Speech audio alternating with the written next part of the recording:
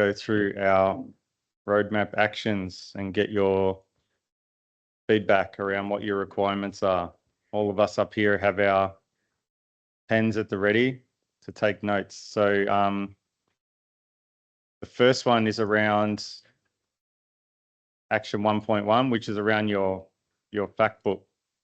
So I know you've been working on that throughout this week, but I'd like you to raise your hands if this is something that you still feel like you need support with or help with.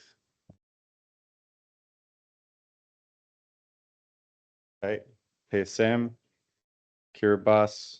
And so maybe if you can let us know which bits in particular do you need help with in the fact book. So I'd like you to let me know, maybe our friends from PSM first.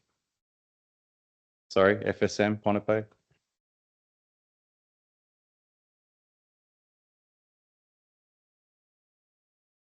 He'll be back. He'll be back. Do you want to maybe jump to Geodesy quickly and then when he'll be back? Sure. Got stage fright. Romano or Chris, who had your hand up over there. Put his hand up, so we have found some parameters that involve a Doppler survey to WGS84. So we need some expertise with people who understand Doppler, please.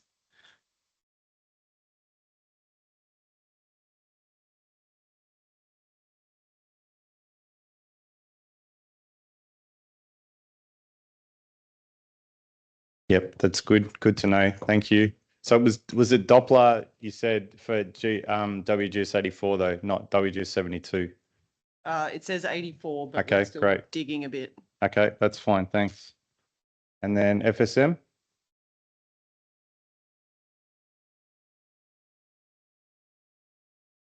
Okay, yeah. I'll just jump.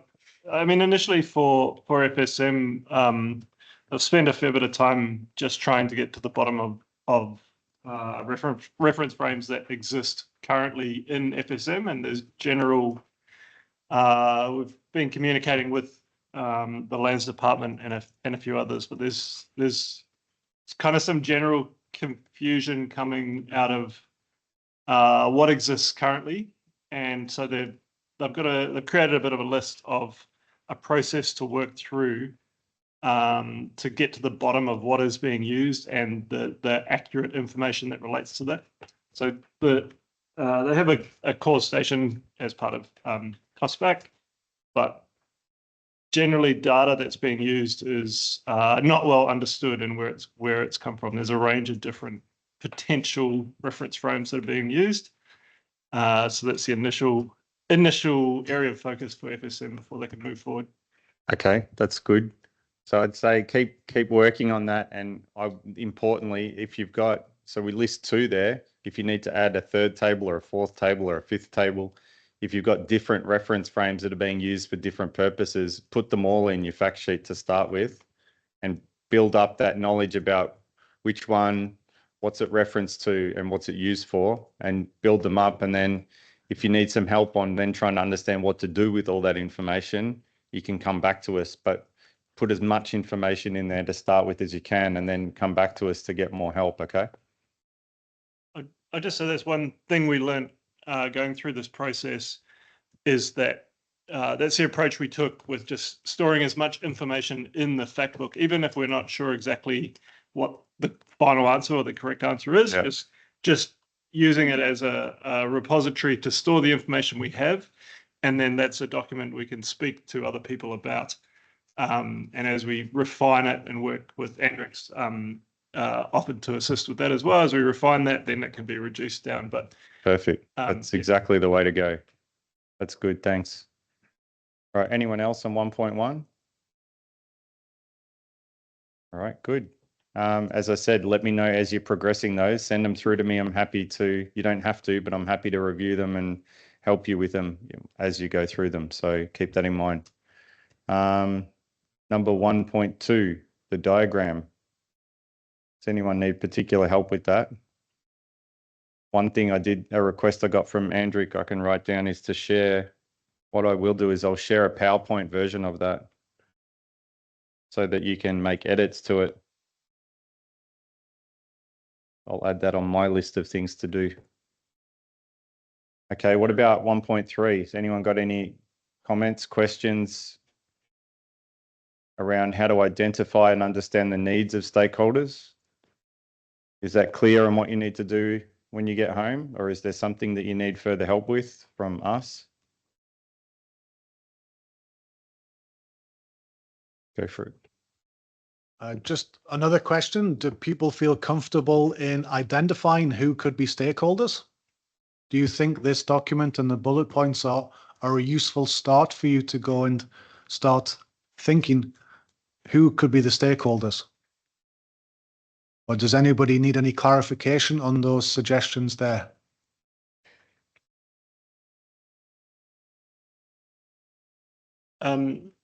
Maybe a slight step back, but in the case of FSM, I think we've been quite comfortable recognizing or identifying the stakeholders. This listing is quite helpful, and so we went through and listed each of the different stakeholders that we thought about, and potentially more will come about as you work through engaging with them. But I think it would be really helpful to get some direct support around just initial interaction and starting that conversation with some of those stakeholders.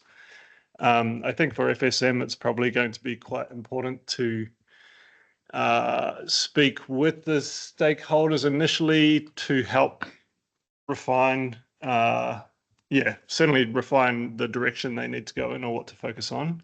And just that initial interaction, I don't know if there's maybe some assistance with forming a letter or something that enables them to engage a bit more broadly. It would be helpful.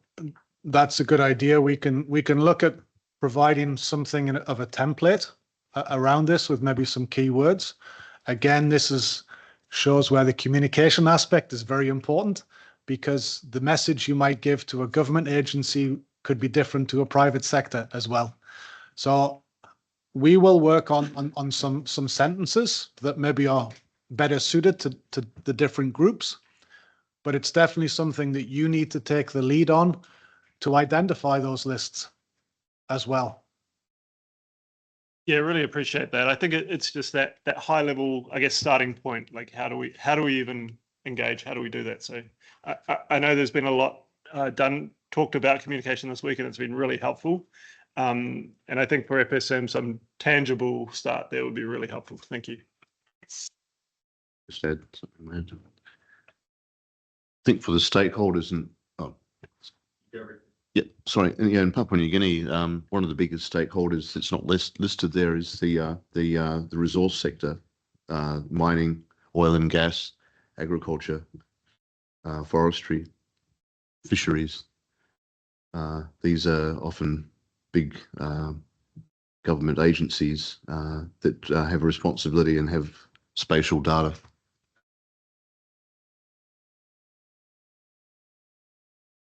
Yes, good pick up on there. We could specifically mention those in to help people jog their memory as well. Yes, we might take a look at that and even add in some more sectors that we see, noting that we're not going to hit every nation's completely, but if we can extend that a bit more, it does give you that trigger as well. Thanks.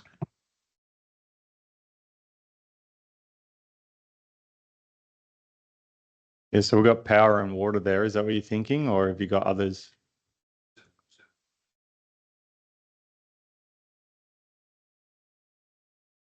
I would add fisheries in there too as well, because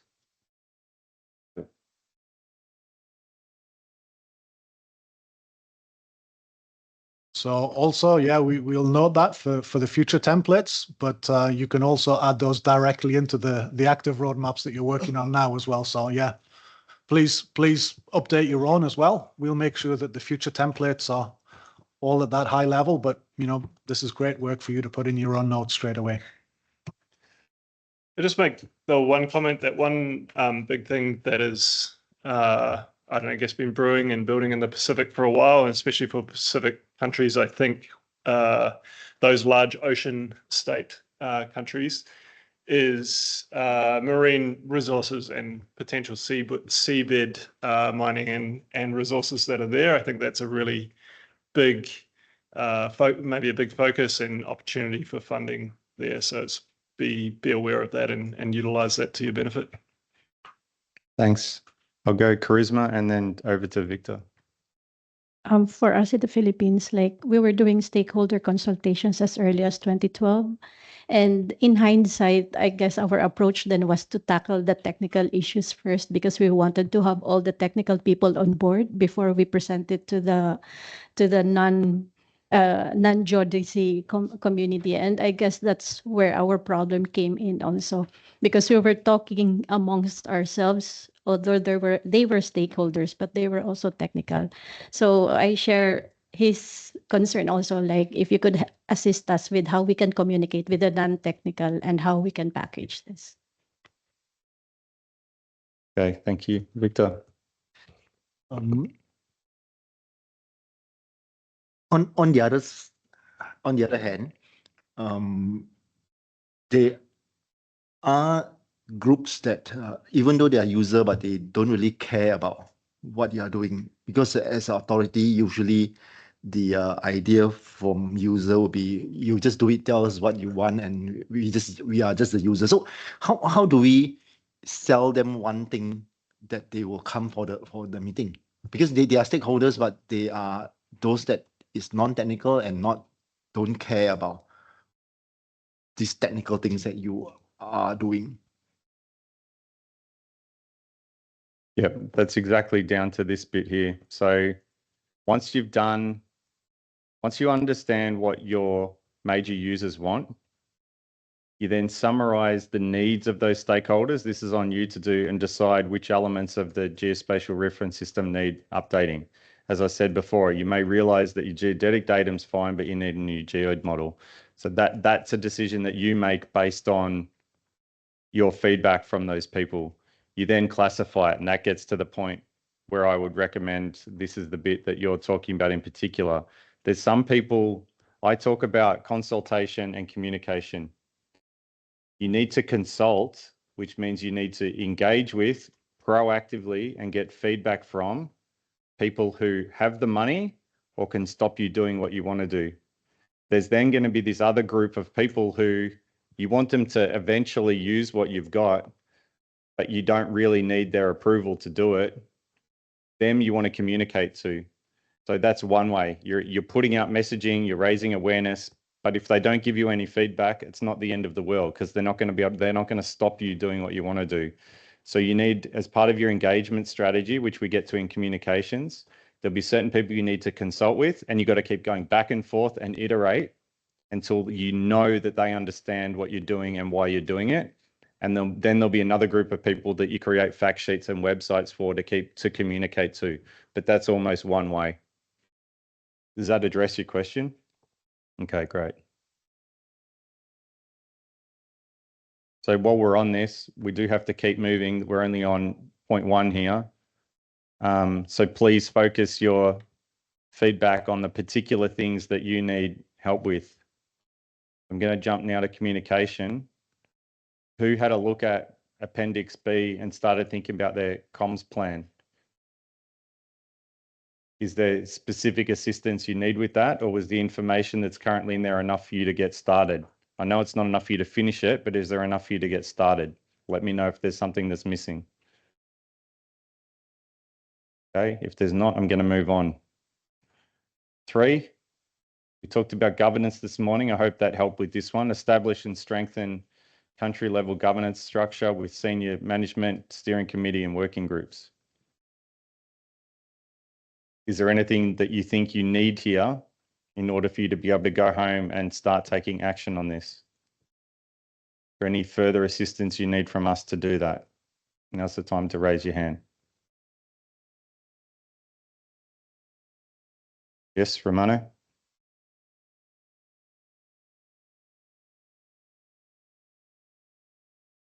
Probably need some guidance and assistance on how to progress this. Is we have the GIS user group at the moment, and I don't know how we could fit in that set of system. Yeah, so maybe some advice, some assistance, guidance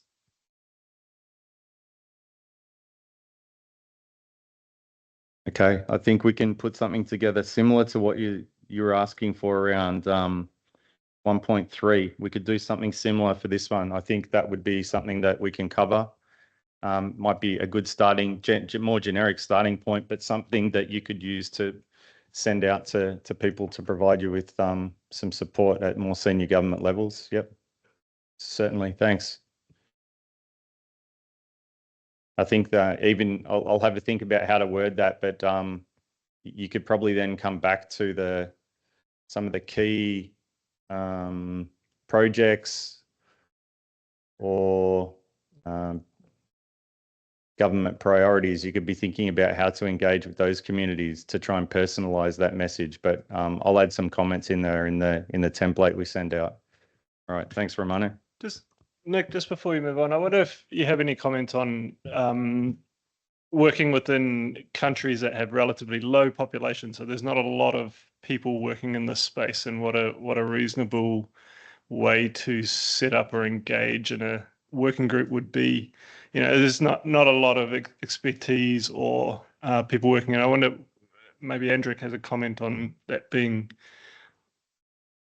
Pacific countries working together or smaller countries working together. I don't know if that's appropriate.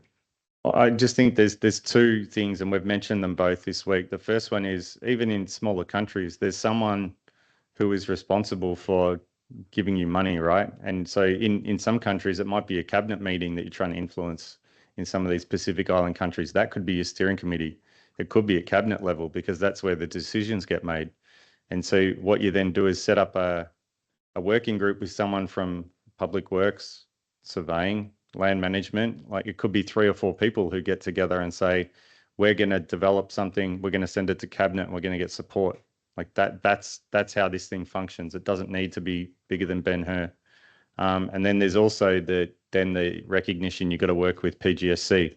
So we've been talking to Andrick around how you develop these regional programs. So if you're trying to get more GNSS infrastructure, geoid models, education training, that sort of stuff you would probably do at the PGSC level, whereas the other projects you probably do at the national level. And it's a combination of the both is what the Pacific team, I'd say, would work on. Yeah, thanks, Nick. Just to elaborate on the Geodesy governance structure as well, maybe I would give an example from Fiji, Tambua, because we've seen the hydrography office is being active as well. So they are part of that working group too as well. So I know that's what the structure is looking at, the hydrographic office being part of the Geodesy governance. And together with, we could see that if we are looking at not only the Geodesy component, but also the spatial component. So we also have that being represented in the working group too as well. So that's something we are looking at, is the 3 different leads being part of that. And also we have been inviting, where we're looking at inviting like Fiji Institute of Surveyors and the Geospatial Information Council too as well. Great, thanks.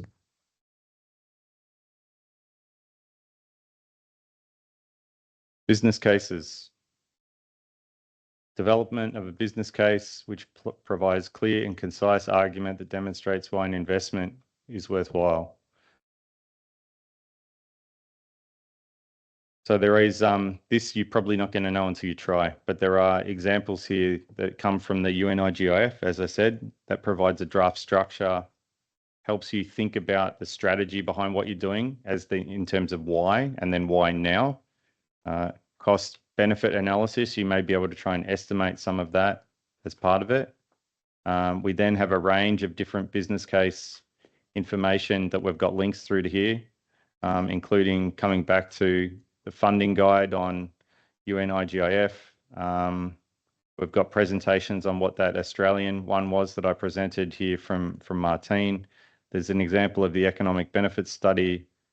There's also an example of a business case in Appendix C of this around how people have asked for funding for airborne gravity data and explain that in a way that politicians could understand. That's articulated in Appendix C. I'm also going to add into this the outcomes of a World Bank funding project that was done in Africa. As Ryan mentioned the other day, it was funding for GNSS cores for land development, and how they explain that in a way that politicians could understand it, that's going to come in as supplementary information to this in the near future. So I think that's as much as we can provide for now around business case development. What you really need to do is have a go at it. And when you have a go at it, if you want me to review it, send it through to me. I'm happy to review it. If you're starting to work on on policy proposals internally or funding proposals externally. Is there any other comments on that relating to business cases before we move on? Yeah, thanks. Yeah, I think one of the things that could help is some quantified examples, because with our experience, when we are asking for budget with the Ministry of Finance, we usually explain them the ways in which the course or the reference frame would help, but then the question would be by how much. So some estimates, even estimates like this would help us accomplish the projects by like 5% faster. Something quantified information like this could help us to convince. Thanks. Okay, I'll take that one. That's yes. The idea of this one's a little more challenging to provide in a use case, because every nation would have a different level of adoption of that technology. So, for example, putting a cause network into a developed nation or a nation that already has a lot of surveyors using GNSS equipment and already would be able to adopt it and probably increase their efficiency a lot quicker than if you didn't have that user base already. So that's one of the challenges. But yes, I do like that. We can look to see what type of information we can find, but we have to stress that it would be then very country specific, the numbers that you want to put in. Yeah. I think the World Bank one will help a bit with that, the one that Cote d'Ivoire did, because they've gone from not having a cause infrastructure to having a cause infrastructure, and they present the benefits, at least from their country. It's not the same use case as you have. So that bit will be different, but that might give you some ideas on how to at least structure the argument. And then you may want to look at, maybe we could have a chat about how we could change some of the examples they use. And the key bit for you will be think about what are the examples that you're going to use to try and influence the government, which is going to come back to the top 1 or 2 or 3 things that you've already been through to identify the needs and their accuracy requirements. So you may find that you're in a position to answer that better once you've talked to those stakeholders and you know what accuracy they need. Because the argument, it may not be quantifiable, but it might be more qualitative in terms of you saying these users can't currently do what they want, and now they will be able to do what they want. And you may be able to ask them, can you quantify what you think the benefits of this would be in terms of money? So maybe that's something you can do as part of your stakeholder outreach. If you had access to this information at this level of accuracy and this level of efficiency, can you tell us how much money that's going to save you or how much quicker you're going to be able to do things? I'd look to try and include that in your questions for your outreach when you go and talk to people. Yeah.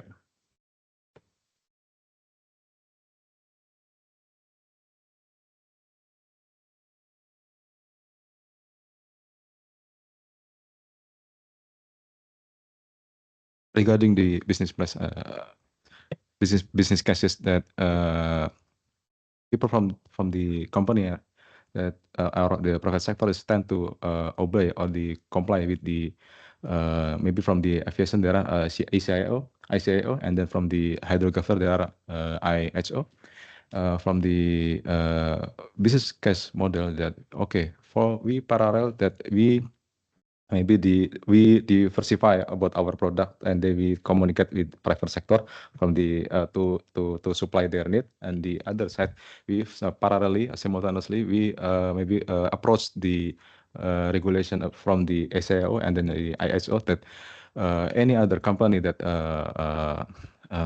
work on the hydrographic area or the aviation area they have to obey about the regulation. So maybe we do know that ACL is have coincide in the WGS 84, but to what extent the GRS can be support of their need, like maybe like the GeoGate, maybe like the chart datum, something like that, and okay. Yeah, thank you. I think they're good examples of how you can get a strong mandate at that high level, particularly with things like aviation standards. I think that's a really good message to be able to tell, and a good link to your government. They'll take that very seriously. So yeah, they're good points. Thank you.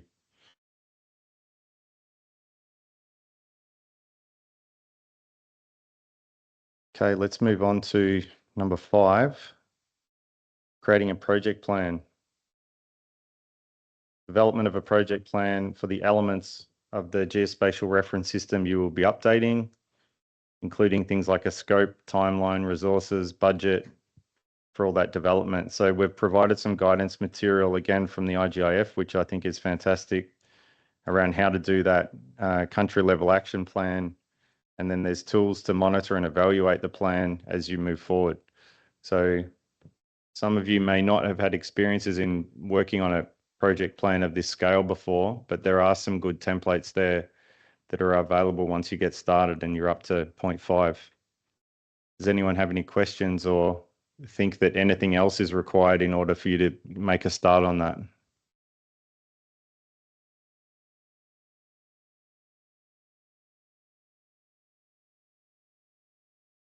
Oh, okay, moving right along. Number 6. This one I think is going to get a bit of interest. Design of a GNSS network, installation of a GNSS network. Who has requirements to help with designing and installing a GNSS network?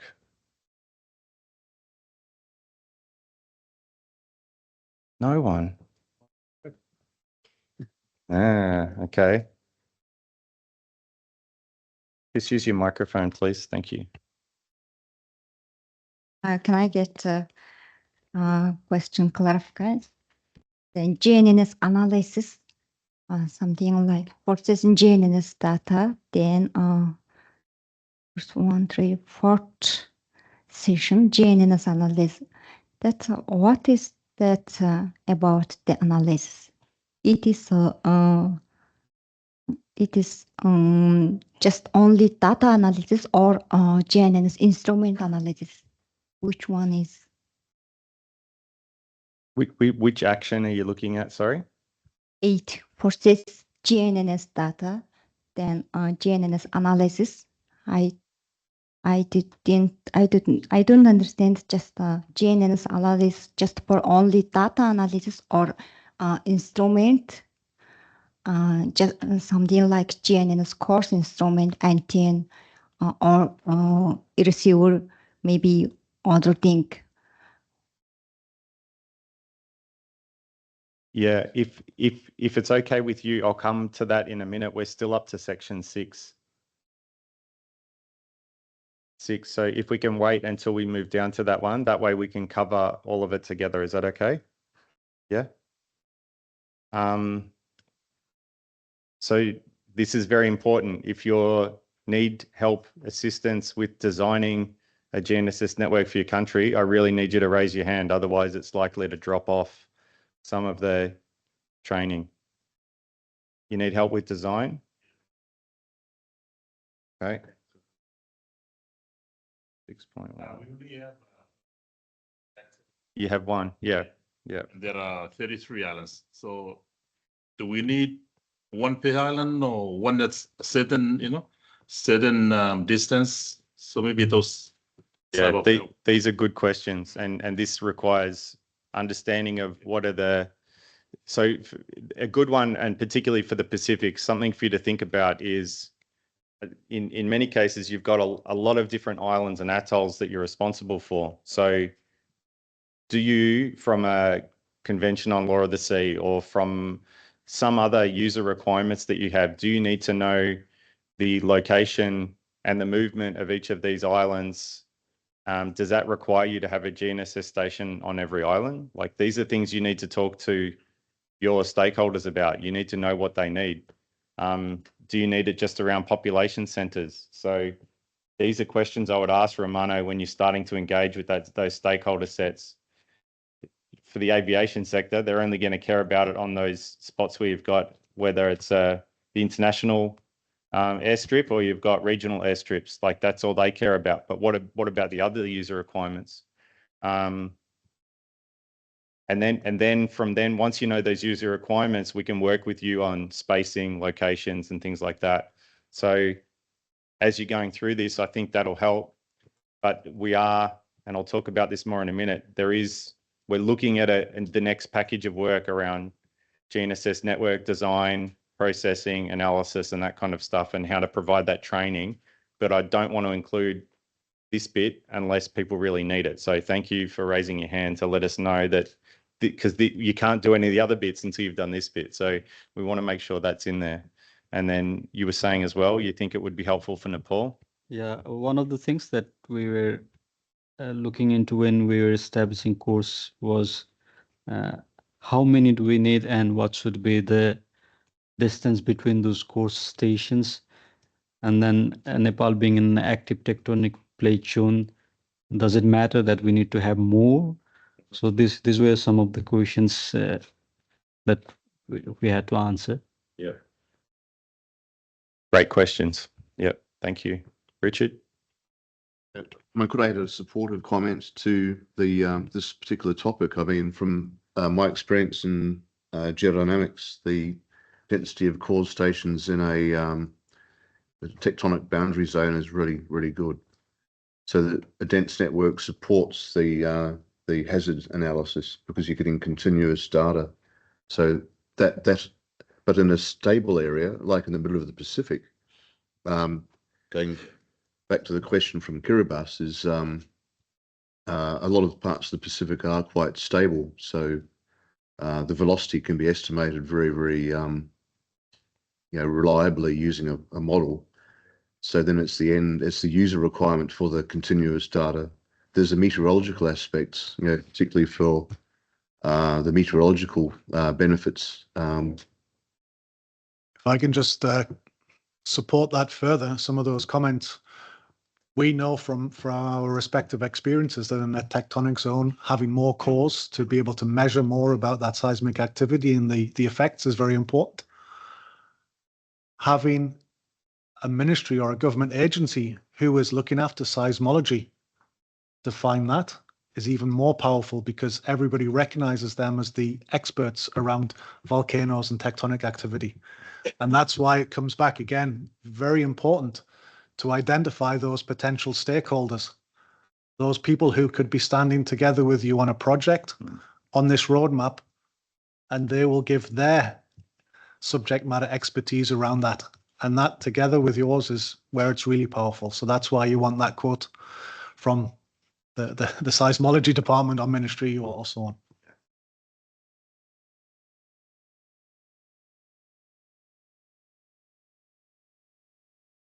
Go, Andrew. Yes, thanks, Nick. With respect to the installation of the GNSS network, and it has, we have already seen it in the Pacific that we have seen different tiers of GNSS station coming up around a 10-kilometer range. And this is more to do with the stakeholders or the requirements which is made for one company or for one government agency as well. So this is what we are seeing. But we do encourage, the stakeholders who are coming into the countries who could establish these stations somewhere else. So that issue is there. And then again, something which we would need assistance in terms of approaching the bigger, the global, in global sense, some communities you are in touch with, for example, JPL, other companies or other offices, you could do that, where we do not install a GNSS course, which is another one which is 100 meters away. So what does that purpose mean for having a GNSS course on a rooftop which you already have like 200 meters away on the tide gauge station. So something which we saw, and then you could install that GNSS course on the other side of the island, so you could actually, understand the dynamics of the island too as well. So something we want to put something into context, like, if there is a GNSS course where they could go is to another island too as well. Something we have that issue as well. So we definitely would need that. And in terms of installation, we do have some guidelines around that too as well. So maybe, guidelines towards the installation of a GNSS course or establishment of a GNSS course and the different tiers which we have as well. If that resources are available as well through UN-GGCE, so that will be great too as well, because that's something which, Samoa just recently has going into partnership to establish a new one. But certainly they would like to understand the background of the requirements of having a GNSS course as well.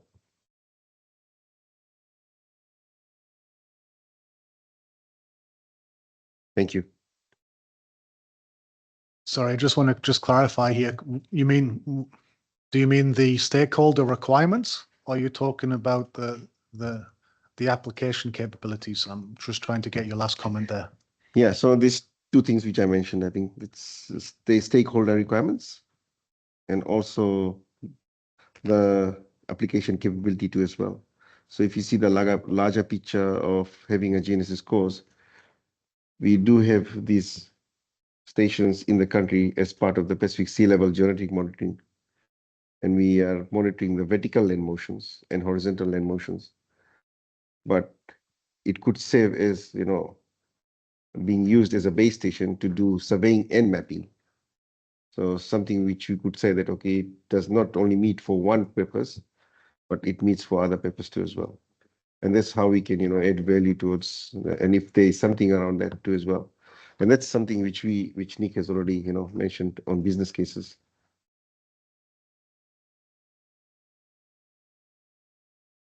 Regarding the GNS separation that in Indonesia, that we should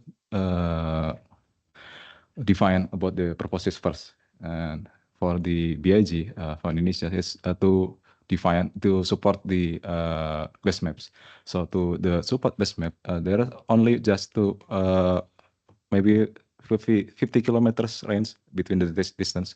But for the other purposes that maybe like volcanology, that just only to in one volcanoes that covered by the several station. That's just only in range in the less than 4 kilometers. That's just because of the difference of the needs of the accuracy.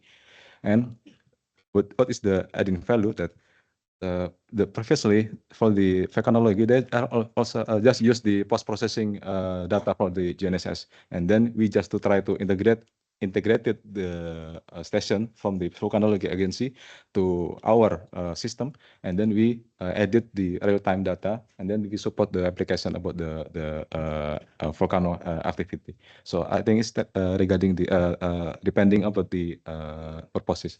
Thank you.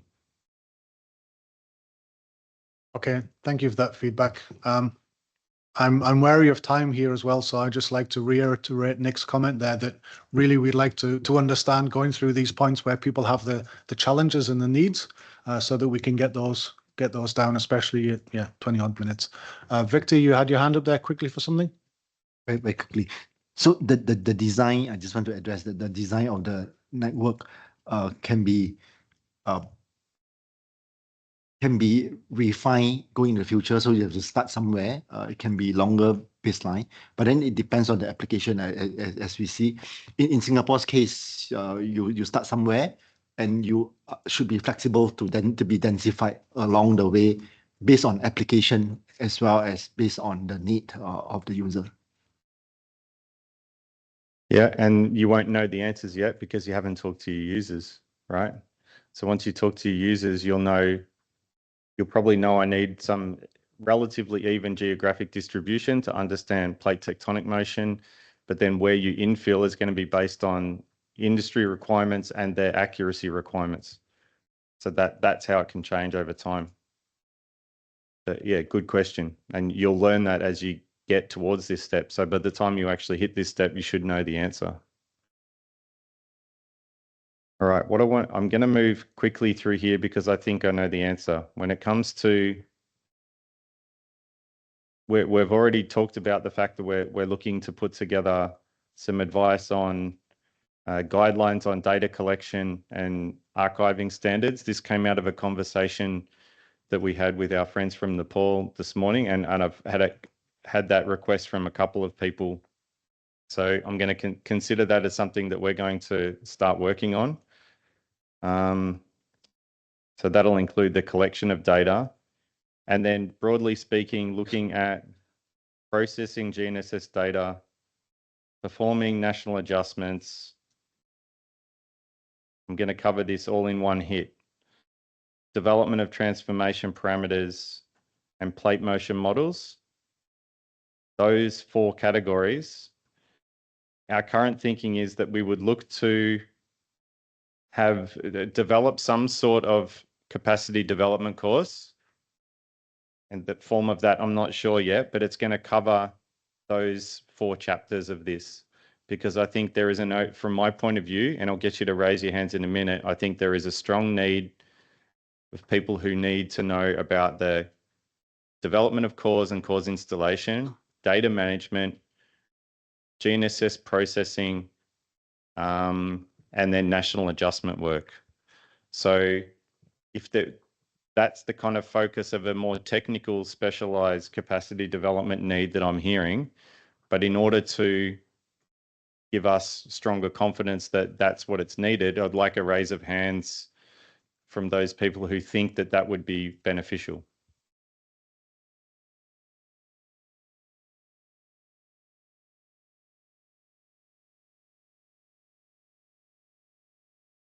Hi, please.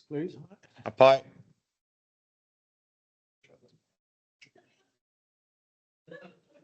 Good. Okay, Romano's got his feet in the air as well. Yeah, good. So from 6 through to, I think it's through all the way through to 11. That's everybody. Good. That's what I wanted to know. Oh, that was lucky. Told you I'd save some time. We will get back to you with more details on, as we start thinking about this, we will do like a concept note on the design of what that looks like, and we'll circulate it so that we can get people's feedback around what that would include, so you get a better understanding. But we understand there's a large need for that component. Same with height datum development. He's already got his hand up. Is this for a question, or you need help with it? All right. So raise of hands who needs some sort of, they think there needs to be another sort of capacity development training that would support them with geode model development. Okay. All right. Okay. It's a weak argument, but I'll let it pass. All right. Okay. All right. So that's another one. Yeah. If you need to go, mate, just go to the toilet. That's fine. All right. That's good. Good to know. I think you jumped higher than they are up on sea level. Let's see if you get as excited around updating legal and policy documents. Maybe I'm going to pass to Rupesh for a minute just to reflect on a conversation we had this morning. I think he's got a great example of some challenges that he's having and how some of this might actually support a lot of the other things needs to be done. So I'll pass over to you. Thanks. Yeah, thank you, Nick. So actually, I think throughout the whole workshop, we have been discussing about the benefits, right? So right now in India, we do have a geospatial policy, which has its mandate to establish the geodetic reference frame to develop a geode model, right? That means government has already understood its importance, right? But now how it is being pursued, right? That might not be conceptually correct, right? So in order to tell, okay, what could be the possible benefits, because the whole geospatial data set is already being provided to the industries, right? And they are providing the solutions, right? That means your solutions can be pursued locally, right, without needing a datum. But still we require a datum, right, for long-term sustainability and all those things. So I was thinking to have your feedbacks also on what could be the harm that we are doing by not utilizing the data, the geospatial data in the datum. Not only the benefits, but what are the limitations or long-term harms that we are causing. Right, that is one other thing. And another solution that we got from our discussion is to legalize, to put in the legislation that you should be using the geodetic datum as such, because that is the only solution to this problem. Because if you are going to make them understand by case basis, so I think that would be a long time gone, where you are going to show some kind of detective work, some kind of simulation studies, right, to show some, okay, this could be the harm or something. But rather than doing that, or not rather than, but simultaneously, you can actually pursue the legal activities, the legislation activity. So I think that would be a much better solution. So I think back in India, we are going to do that. I would be proposing that. Yeah, thank you. Yeah, great. Thanks. We had a very good discussion this morning where you're having challenges sometimes by looking back to see whether or not there's a survey act or a geospatial act or national measurement regulations, which might be sitting below an act, but there's still things you can point to that say why what you're doing is critical, and then find the things that link to that act or those regulations. Because if you're in charge of updating the positioning infrastructure in the country, essentially all that information that relates to that act is dependent on you and your organization. So it can become a really powerful selling point and a way to get through to politicians. I'd also like to ask Tambua to give us just a minute on the work that you've been doing on the development of the Survey Act in Fiji and the importance of getting that recognized. Yeah, thank you, Nick. I think most of us in this room are benefiting from the work, this workshop, given that we are provided a clear guideline of what we need to do in modernizing our reference system. Just to go back on the legislation, I think it is one of the critical aspects of the project, to develop a legislation where you need to tell people that you need to use this datum in all of spatial data. The lesson that I learned in Fiji right now is different people collect data in a different datum.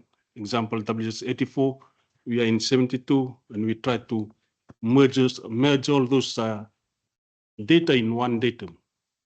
But we have the data, but they are in different datum. So there's inconsistency in that. And one of the problems that we are facing now, it's causing a lot of boundary encroachment in terms of cadastral data. Because we have an agency that collecting boundary, defining boundary, land boundaries in using GNSS equipment, but they did not provide any processing of the data or applying any correction to bring that data set back to WGS72. But the regulatory agencies is our ministries. But we do collect data in WGS74, but we process the data, but we have to transform it back to WGS72. But when we go out there on the ground, there is boundary encroachment.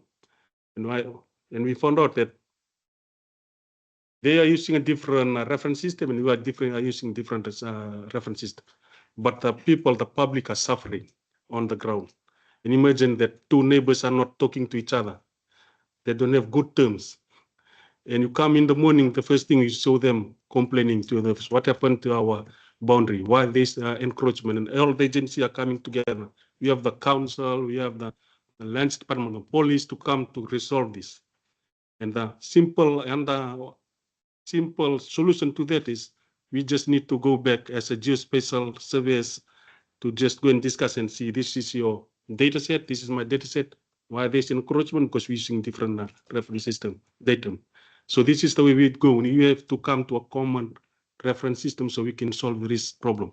And it costs a lot of money to government to resolve those issues.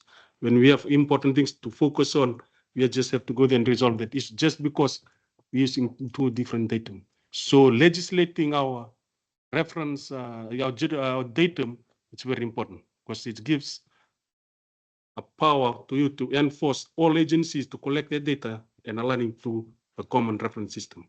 So that's from Fiji's perspective. And still we are facing that problem. So now I just share with Ryan this morning that we are just waiting for the data, our datum to be modernized and come up with our new transformation parameter before we review the act. And we're going to put that into our act to see that we're going to enforce that. Because we have seen that when we reflect this in our legislation, it's very powerful. Otherwise, you are doing something, you're committing a lot of money from government in doing this project, but it's teethless. Does not have any teeth. It does not have impact, direct impact to the people. Because we need people to come on board. The only way we need agency to come on board is through legislation. And that's from Fiji's context. Thank you. Thanks, Tambua. I was imagining his Monday morning, if he's got landholders coming in with complaints, thinking of your Geodesy headache picture. That's a big Geodesy headache, Richard, that he's got on a Monday. Just feel like turning around, going back home again. Okay, so I don't expect you to have all the answers here, but this is something it's almost really good to consider whether or not you have that link back to some of those national pieces of legislation or policies. So go and investigate that. Okay, before we close this discussion, I just want to know, are there any other pieces of sort of capacity development that we haven't covered that you have a strong need for?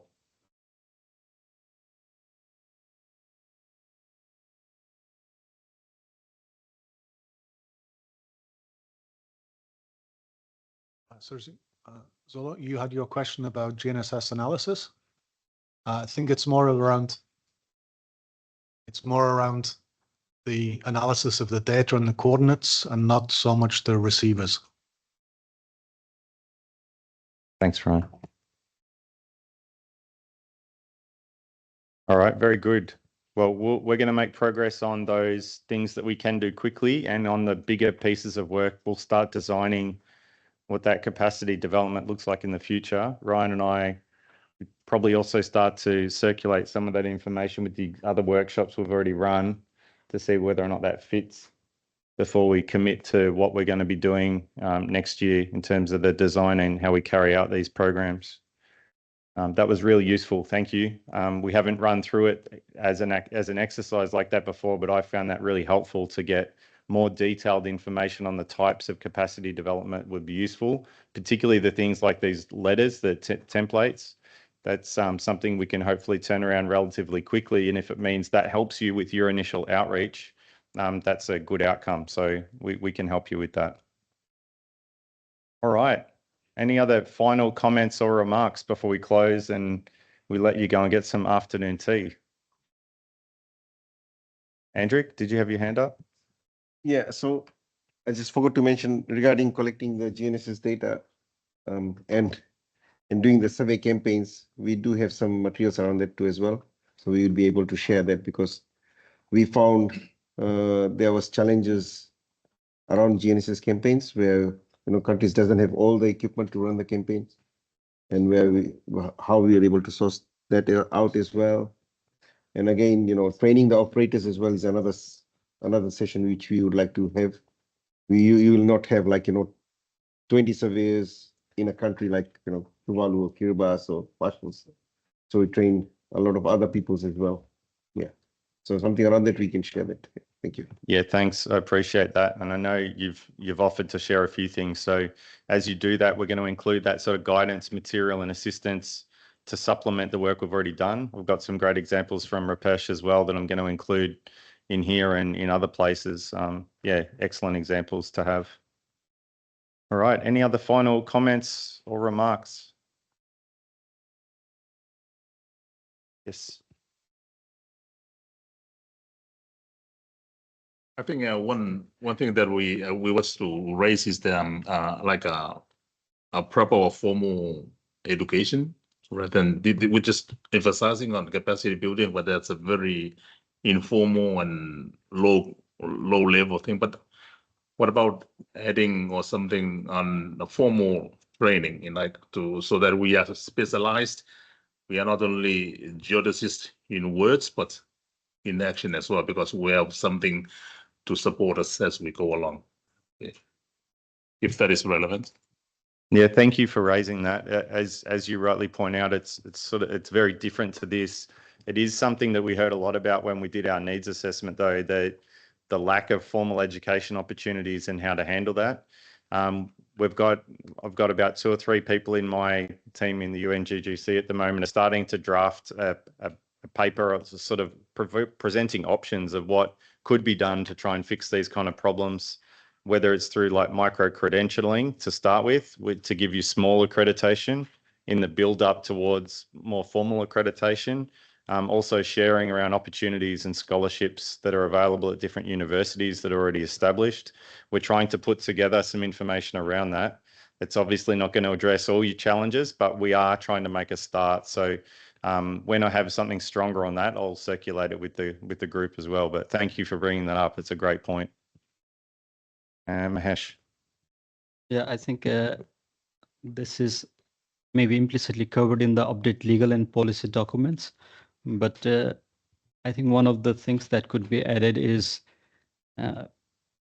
creating educational materials. Once the datum is developed, then what are the implications the user groups will face, and how do they access the datum?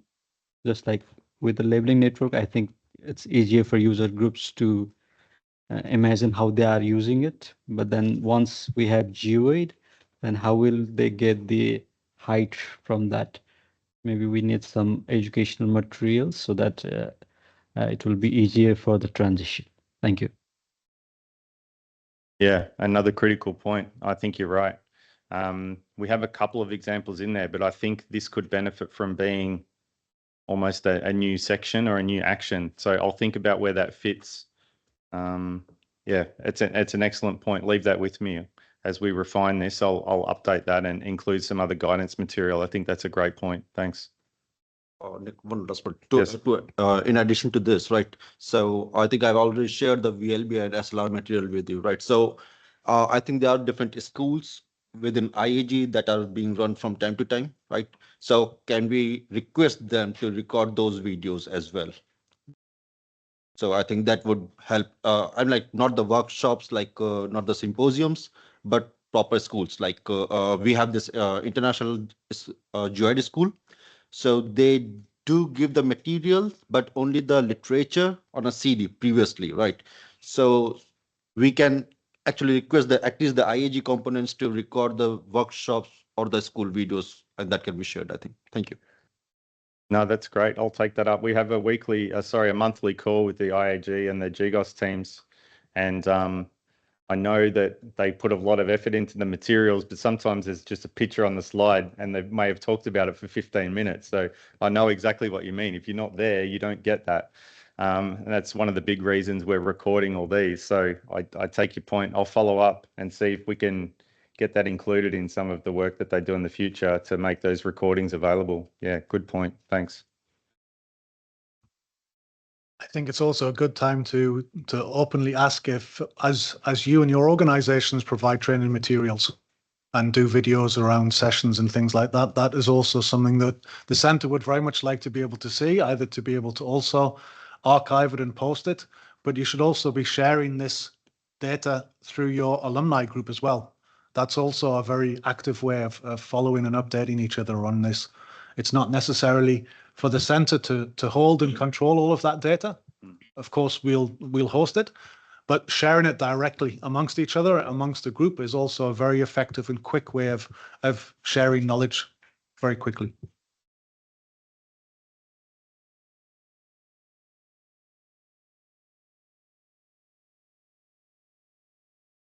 Okay, well, thank you. It's time for us to say see you later. It's not goodbye. It's just see you later. Thank you very much. I've really enjoyed this week. It's been wonderful spending time with you, hearing about your challenges, trying to work out solutions. This is the part of the job that I love the most, is working with people, helping people, and you get to think about fun. Sometimes you get to think about the fun technical bits that you can solve, and sometimes we need to think about governance challenges and communication issues, but we also get to talk a bit of technical, so that's good too. It was great to have you all here, and thanks for bringing all of yourself to the event. I could really see people get to know each other, spending time together, sharing their problems. For those of you who are new to engaging internationally, this is very representative of what the international audience is like. They're a very friendly community and very welcoming community. So thank you for being open and honest and bringing all of yourself to the event. It really made a big difference. I hope you got a lot out of it. I hope you enjoyed it. I want to say a particular thanks to Walla. Please join me in thanking Walla.